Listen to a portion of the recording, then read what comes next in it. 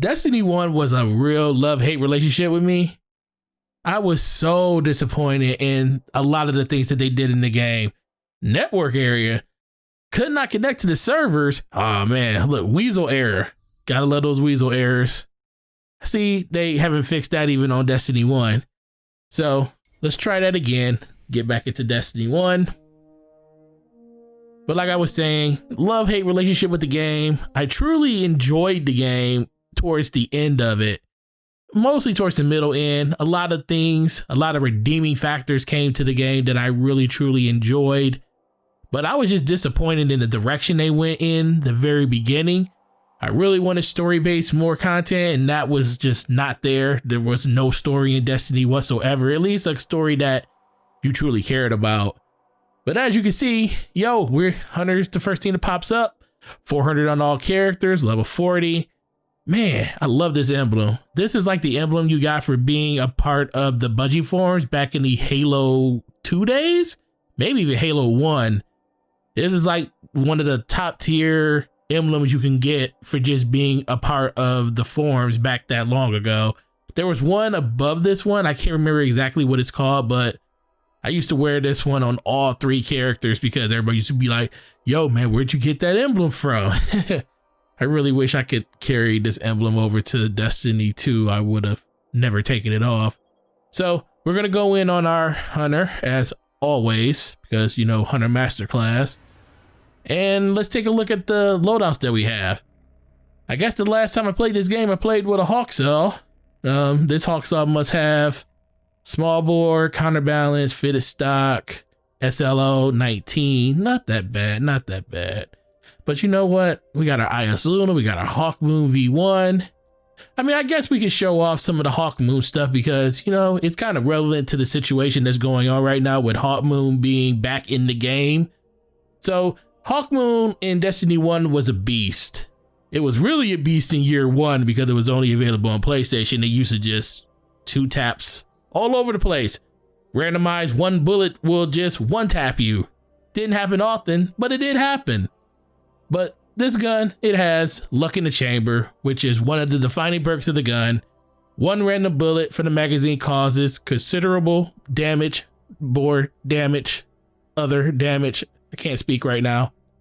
It also had Hammer Forge, and holding aces was its exotic perk, which 2 more random bullets in the magazine dealt considerably bonus damage. And I always wear the Moon Glow because these feathers, when the lucky rounds and the holding aces perk hits, they light up. It's pretty cool.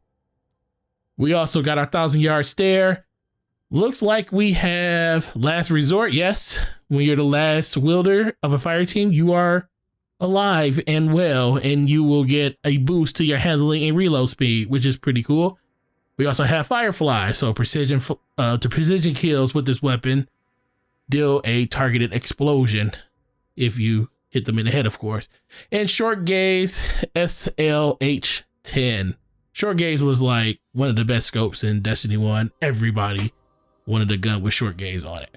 So we also have our IS Lunas. We have some palindromes here. Ooh, luck in the chamber with Icarus. This one is a range fighter with Icarus. Fatebringer. Ooh, Fatebringer. The exotic version of Fatebringer, because they did do away with the elemental primaries midway through Destiny 1, and then they brung them back as adept weapons, and you can get a burn on them, or the burn that initially was on the weapons before they took those burns away halfway through Destiny 1. A lot of people are saying they should bring them back in Destiny 2. I don't know, but overall, it doesn't bother me a lot. Memory of Scory, remember the artifact? Man, when your super is full, you and nearby enemy supers recharge faster. Solar precision kills against a minion of darkness have a chance to generate an orb. So this was meta in trials. People would just stand in corners and just scory it up. And we also got a tier 12 build, which is 5, 5, and 2, which is always sought after in Destiny 1. So we're not even going to try to go into Crucible. I tried to do this video earlier and just nobody's playing Crucible.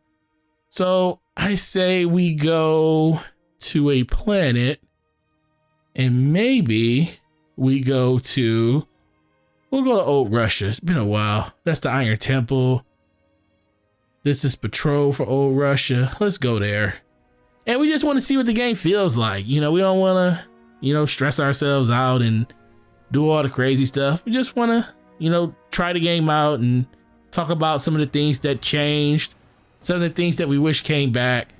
One of the things I wish came back is just the diversity of the perk selection when it comes to your super. Like, even knowing this isn't all that in depth, it is way more in depth than what we have now. Wow, I loaded in quick. That's the SSD going to work. But it won't even let me look at my stuff. Yeah, so I missed the diversity of these perks. Like I said, even knowing it's not that diverse, it's more diversity than we have now. You can pick between, you know, lockdown by having a smoke degrade twice as long with stronger territory control, and having your tether create orbs of life for your allies. You know, you had to spec into exactly what you want it to be. And some people probably say that this is kind of the same as Destiny 2, but Destiny 2 just kind of refined it a little bit more for you. So it narrowed it down to 3 different trees, which is what we have now. But I just like this layout better. It just gives you the perceived notion of control, even if it isn't control. And then they could expand upon that over the course of like the next 4 years, like we're in Destiny 2 now. This system could be something completely different now, but you know, this is the route they decided to go through. And I'm not mad at it, but it would just be nice to get some type of diversity when it comes to the perk distribution of your super. But we are on the Cosmodrome. This is back in Destiny 1, Destiny 2 now. As you can see, doesn't look all that different. I mean, other than muddy textures, and I think this is 720p on Xbox One. So we're only playing the Xbox One version of the game. There was no enhancements for this game. It does feel a little bit more responsive, which I definitely can feel. But the thing is, I haven't played this game in so long, it's kind of hard to gauge it. You know what?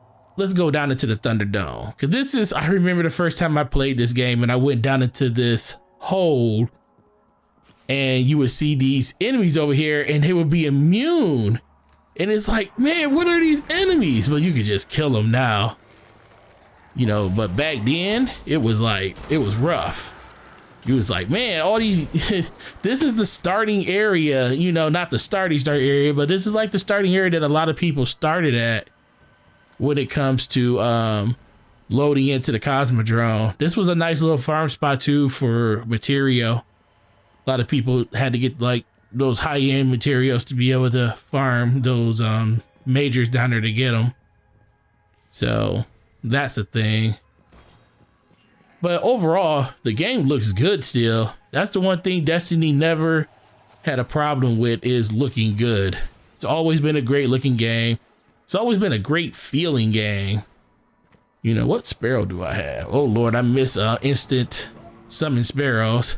Oh my God, look at this thing. Sparrows were so cool back then. They're still cool. They're even cooler now. Let's go over to Skywatch, see what's over here. This is where the loot cave in Skywatch used to be. One of the most infamous spots where Raoul, you know, got rich off of all of our slaughtering of the fallen. I used to sit back here, like when I was farming for like kills for certain weapons.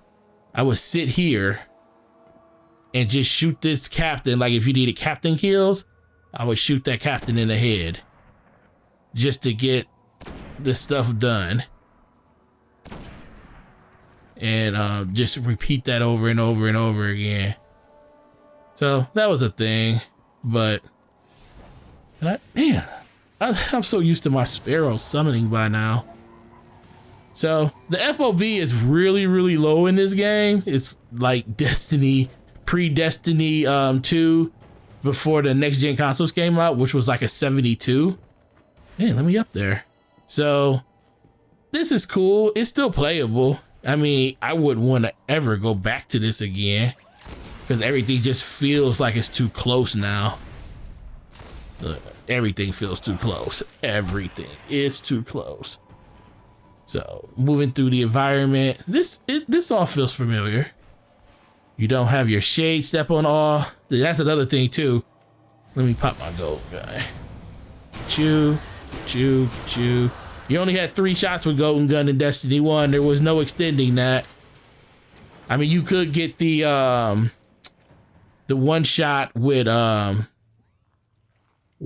Celestial Nighthawk, which was still really good. Well, I had some really good helmets back then. I love this helmet though. And one of my favorite helmets was this one. I mean, chest piece was this one. Love this chest piece because I love the 2 knives. Really symbolize what a hunter is, that hunter life. This chest piece was cool because it had a little blade thing at the top. It was okay. But I just always went with the raid stuff. I think this raid doesn't, yeah, this wasn't even leveled up. And then Bones of Ao. Everybody knows about bones. Everybody know about those bones. So let's go through here. But I like the way the game feels. Game doesn't feel horrible, but I definitely wouldn't want to go back to this. And look, this is where you can like kill enemies and pick up material. That's how you get spin metal and stuff. You could pick it up off the ground or you could kill an enemy and get it too. So Hawkmoon feels good. As you can see, it bounces a lot heavier. Part of that might have to do with the fact that the FOV is so low. So you're so much closer to the gun.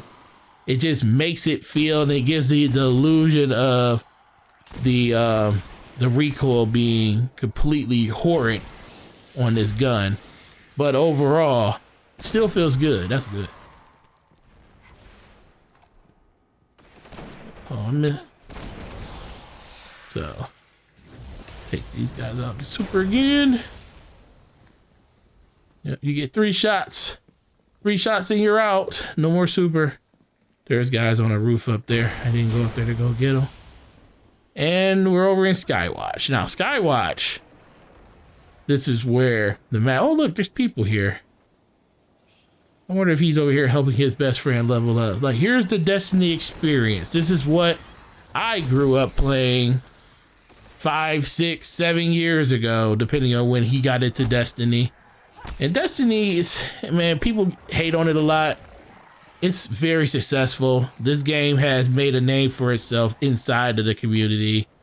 A lot of people try to down this game, but there's also a lot of developers and a lot of publishers that want what Bungie has. They want to have a Destiny type game because they see how beneficial it is inside of this space of looter shooter. Because if you can get people addictive to a game like they are addicted to this one, that's winning. You know, you're winning everything. That's all people want. They just want to, you know, buy. They're trying to get everybody's attention, and that's the hardest thing to do this time of year when it comes to video games, because there's so many games out there that are fighting for a position of being, you know, the one game that you're playing. And a lot of people will tell you that you shouldn't want to just play one game, but it's kind of hard when a game captures you. It just makes you want to play it. And that's kind of where Destiny is. Destiny's one of those games that people just play because of, you know, loyalty, because it's like a job to them. People have made careers off this game. And, you know, all those things are valid, but it just truly comes back to the game just feels good to play. Most people just love the aspect of shooting a gun in this game because there's nothing else like it. And that was started with this game in Destiny 1. That was something that people strive to get to when it comes to their love of other games. Because if it doesn't feel like Destiny, it might be cool, But if you're trying to do something that Destiny's already doing better than you, you're already going to lose to Destiny. So, game feels good. Game looks good. Not going to draw this video out anymore. I just really wanted to come over and see what this game felt like in 2020 going into 2021. Because Destiny 1 is where it all started at for a lot of people. I wish I could show y'all some PvP gameplay, but man, I sat in that queue for like 30 minutes trying to get a game of Rumble. And not only Rumble supremacy. Who wants to pick up Crest in the middle of Rumble? Nobody. And then you go play Clash and nobody's playing Clash. So I don't know. I see other YouTubers going into PvP who God knows how long they're actually waiting in those queues to do it. And I'm not about to be the one, but I just wanted to showcase a little bit of Destiny 1 to you guys, show you guys what you might have been missing, or if it's a game that you might want to just come back to and see if it's a game that you're excited to actually just try again with some friends or help some friends get through some harder content. It's a game that, you know, is still valuable to this day. It's still relevant when it comes to just trying to understand the mechanics. You know, it has some of the best raids in Destiny. You know, there are some raids that have done things a lot better, but overall, you can't complain with the overall narrative that Destiny has built for itself over the course of this entire generation and going into this generation. So guys, with that being said, what are your fond memories of Destiny? How do you feel about the overall game in general? What would you like to see come back from Destiny 1? Is there anything? Are you just solely focused on the things coming back from Destiny 1 and that you don't want to really see anything come back from that? Or do you just want new perks? You know, that seems to be what a lot of people want. A lot of people just want new things. They don't want the same repeat stuff that we've been getting throughout this entire generation, because that's what Bungie kind of has been doing, just feeding the coffer when it comes to all of the things that's coming from D1 going over to D2. And nothing's wrong with that, but I think people are kind of tired of it. But as I'm trying to kill this boss, because you know, we're struggling out here. I'm struggling, my teammates are struggling. We're gonna kill this boss before this video ends. Is he gonna disappear? All right, it's time to go. That dude disappeared. We didn't even kill him. He just got tired and said, y'all taking too long. I'm out of here. All right, guys. Well, I appreciate you watching this video, and I truly appreciate everything you guys been doing for the channel. Please, if you enjoy the content, hit the like button, hit the subscribe button. Definitely like doing videos like this. It kind of just speaks to the pastime and things that we all miss in Destiny, and hope that we can kind of recapture, because some of us will probably never play a game as much as we play D1, but some people probably love D2 so much more they put more hours into it. But you know, to each his own. But outside of that, you guys have a good Merry Christmas or holidays and a Happy New Year. I'll see you in the next video. Peace.